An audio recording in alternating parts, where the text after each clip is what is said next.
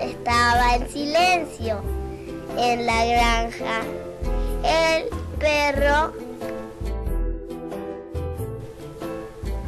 el gato,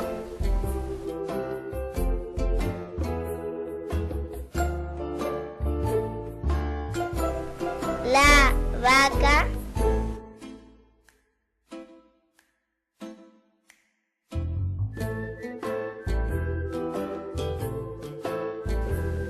la oveja,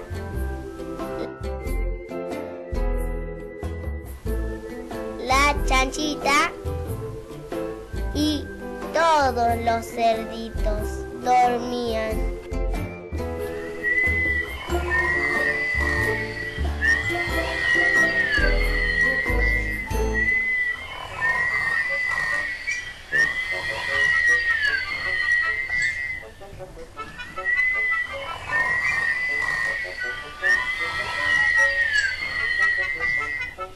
El perro roncaba.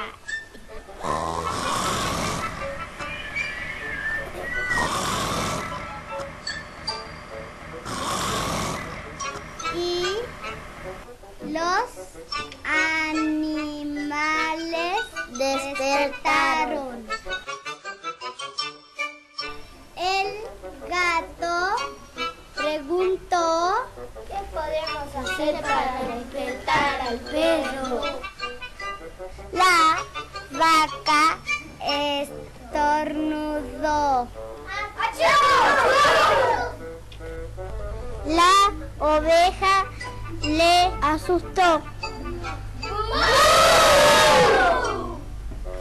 Los chanchitos se rieron.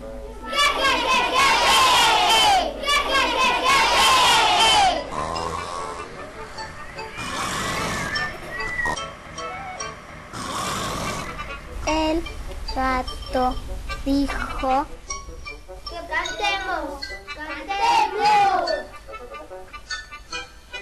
El gato hizo ¡miau! La vaca hizo ¡mu! ¡Mu! La oveja hizo ¡bé! Los chanchitos hacen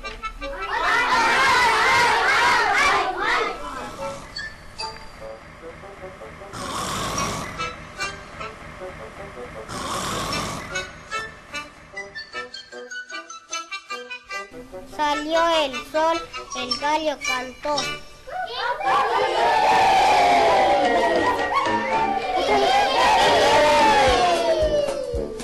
El perro se despertó y se fue a correr.